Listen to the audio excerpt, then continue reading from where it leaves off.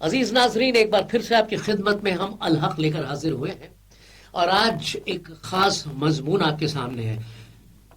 لوگ اکثر اسرائیل کو لے کے بڑی عجیب و غریب باتیں کرتے ہیں، لیکن کتاب مقدس اس کے بارے میں کیا کہتی ہے، تواریخ اس کے بارے میں کیا کہتی ہے، انسانیت اس کے بارے میں کیا کہتی ہے، اس پر ہم کچھ غور و فکر کریں گے آج۔ اور میرا عنوان ہے کہ خدا پاک نے اسرائیل کو کس مقصد سے چنا تھا۔ تو اس مہم میں میرے ساتھ شامل ہے ایک بار پھر سے جناب جوائے جولیس راج صاحب۔ السلام علیکم۔ وعلیکم السلام۔ جناب منصور بھائی خدائی صاحب۔ شالوم علیکم۔ وعلیکم السلام۔ اور میرا پہلا سوال ہے آپ سے، جی ہاں، کیوں اور کیسے چنا خدا نے؟ کیا مقصد تھا خدا کا اس کے پیچھے جو کتاب مقدس میں ہم جان سکتے ہیں؟ کیوں چنا کے دو پہلو ہیں۔ جی، ایک کہ اسرائیل قوم کو، ایک ہی قوم کو کیوں چنا، وہ تو شاید دنیا کا خدا ہے، کیا طرفدار ہے۔ بالکل۔ دوسرا پہلو ہے کہ اس کا مقصد کیا ہے، اس کو چن کر کے کس مقصد چنا ہے۔ جی تو ایک تو خدا نے جو ابراہم سے وعدہ کیا تھا، جی اس کے تحت اس نے اس قوم کو چنا ہے۔ اور لکھا ہے استثناء کتاب کے 7 باب میں، کیونکہ تم خدا اپنے خدا کے لیے مقدس قوم ہو، جی خدا تمہارے خدا نے تم کو روئے زمین اور سب قوموں میں سے چن لیا تاکہ اس کی خاص امت، سب قوموں میں سے الگ سے چن لیا، تم اس کی خاص قوم امت ٹھہرو۔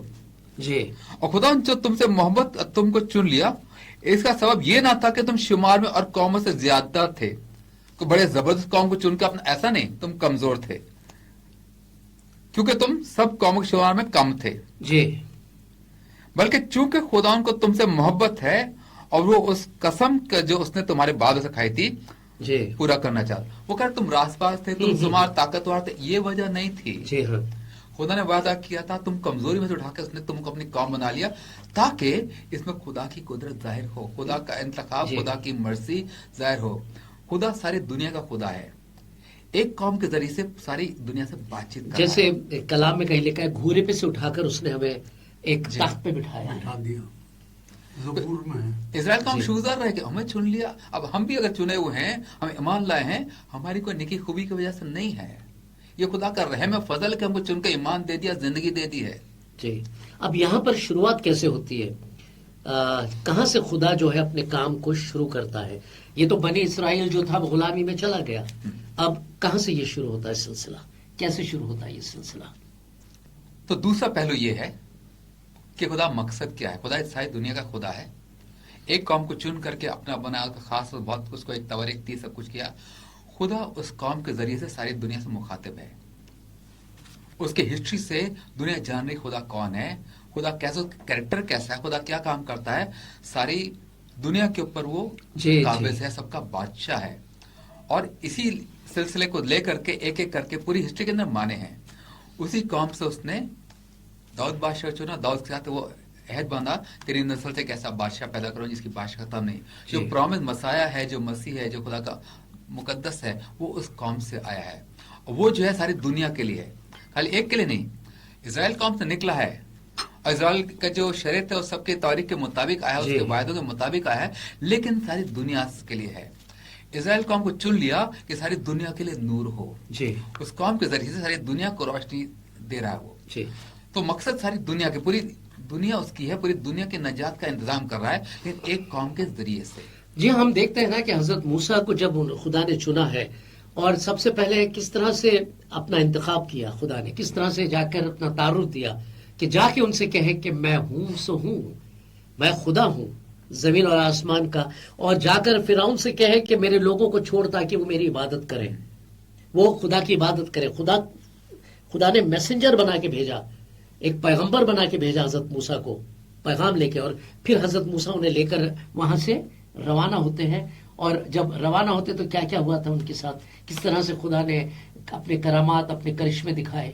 سب سے پہلے جب وہ وہاں سے ملک مصر سے نکلے جی تو فرعون نے پہلے تو جانے دیا، جی لیکن بعد میں اس کا خیال کچھ بدلا تو ان کا پیچھا کیا۔ جی ہاں تو خدا نے آگے بحر قلزم ہے اور پیچھے مصر کی جی۔ فوج ہے، تو حضرت موسیٰ نے خدا سے دعا کی، خدا تو آپ ہمیں نکال تو لائے، اب ہم کہاں جائیں؟ جی خدا نے بحر قلزم کے 2 حصے کر دیے، جن کو بیٹا صاف راستہ پڑا، سوکھی زمین پڑی، جی، نکل جی۔ جاؤ۔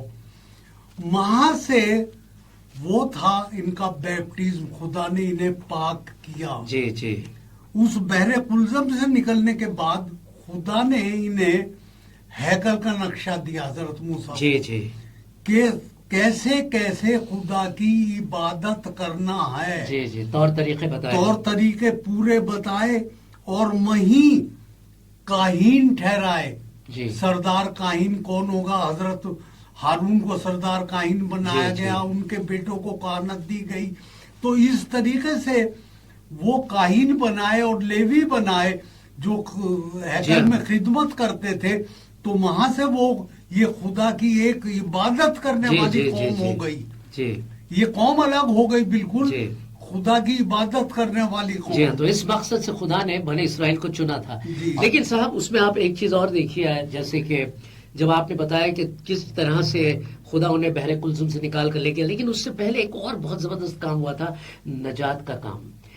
نجات کا کام کیا تھا؟ وہ ایک عکس تھا آنے والے مسیحا کا، کہ کس طرح سے وہ مسیحا پورے جہاں کے لیے مرے گا اور موت کے اوپر فاتح ہوگا۔ جی اور جسے ہم آج کہتے ہیں کہ خدا جو ہے قیامت ہے، خدا مسیح نے خود فرمایا تھا زندگی اور قیامت میں ہی ہوں، I am the resurrection and the life، زندگی اور قیامت میں ہی ہوں۔ تو یہ باتیں ہیں۔ اور ایک بات اور آئی کہ یہاں پر خدا نے انہیں احکام عشرہ بھی دیے، جی احکام عشرے دیے۔ اس کے علاوہ ان کی ایک بہت بڑی جو تھی پریکشا، جسے ہم ہندی میں کہتے ہیں، یعنی کہ امتحان لیا گیا۔ جانتے کیا امتحان تھا؟ جب وہ 40 سال تک وہاں بھٹکتے رہے، سب سے پہلے کیا کیا خدا نے؟ جب ان لوگوں نے، جب حضرت موسیٰ پہاڑ پر تھے خدا کی بارگاہ میں، اور خدا انہیں بہت ساری باتیں بتا رہا تھا، تو یہاں پر یہ لوگ دوبارہ سے بت پرستی میں پڑ گئے تھے، اور خدا نے کچھ 3000 لوگوں کو ہلاک کیا تھا۔ یعنی خدا جو ہے وہ ایک منصف ہے۔ یہاں بتایا جاتا ہے، لوگ اکثر کہتے ہیں نا کہ اسرائیلی اچھے ہیں، برے اچھے۔ خدا سب کو ایک ہی ترازو میں ناپتا ہے اور تولتا ہے، اور یہ خدا کے لیے ایک مثال ہے۔ جیسے کہ کہا گیا کہ یہ دنیا کے لیے ایک مثال بن کے نکلیں گے۔ تو یہ ساری چیزیں تھی، اس مقصد سے خدا نے انہیں چنا۔ خدا کی جی چنے قوم ہے۔ جتنی تکلیف، مشکل، مصیبت، پریشانی، عذاب ان پر آئے ہیں، کسی اور قوم پر جی نہیں آئے ہیں۔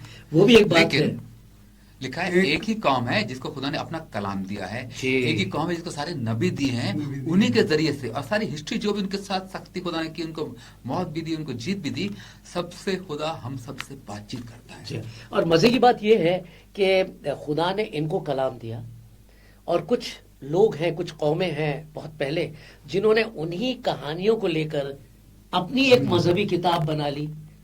ایک بار ہوا ہے، کچھ لوگوں کے ساتھ وہ آئے اور بائبل کے بارے میں کچھ الٹا سیدھا بول رہے تھے، تو میں نے ان سے یہی کہا کہ ٹھیک ہے، چلیے آپ کہتے ہیں کہ بائبل جو ہے وہ بدل دی گئی ہے، بائبل خراب ہو چکی ہے، لیکن ان خراب کہانیوں کو آپ نے اپنے مقدس کلام میں کیوں رکھا، جسے آپ مقدس کہتے ہیں؟ کیوں رکھا آپ نے؟ صاحب ان کا منہ چھوٹا ہو گیا، بڑے ناراض ہو کے چلے گئے وہاں سے۔ تو یہ ساری باتیں ہم دیکھتے ہیں۔ تو یہ سارا کا سارا جو مقصد ہے خدا کا یہی ہے، کسی کو نیچا نہیں دکھانا ہے، مگر خدا کا مقصد ہے وہ دنیا کو بچانا چاہتا ہے ہلاکت سے۔ وہ پیار کرتا ہے ہر کسی سے، اس لیے اس نے کیا کہا ہے، فرمایا خدا نے اس جہاں سے اتنی محبت کی کہ اس نے اپنا اکلوتا بیٹا بخش دیا، تاکہ جو کوئی اس پر ایمان لائے ہلاک نہ ہو، ابدی اور زندگی پائے۔ ابدی زندگی۔ جی ہاں، تو یہی مقصد ہے خدا کا، نہ صرف بنی اسرائیل کے لیے لیکن ہم سب کے لیے۔ عزیزوں، کتاب مقدس کسی ایک قوم کی کتاب نہیں ہے، ایک قوم کی ملکیت نہیں ہے، یہ خدا نے پورے جہاں کے لیے، پورے عالم کے لیے اس کتاب کو مقرر کیا ہے۔ تو عزیزوں، یہیں پر ہم آپ سے اجازت چاہتے ہیں۔ بنی اسرائیل کی کچھ اور خاص باتیں لے کر ہم آپ کے سامنے اگلے ایپیسوڈ میں پیش ہوں گے۔ تب تک کے لیے اجازت چاہتے ہیں۔ خدا حافظ۔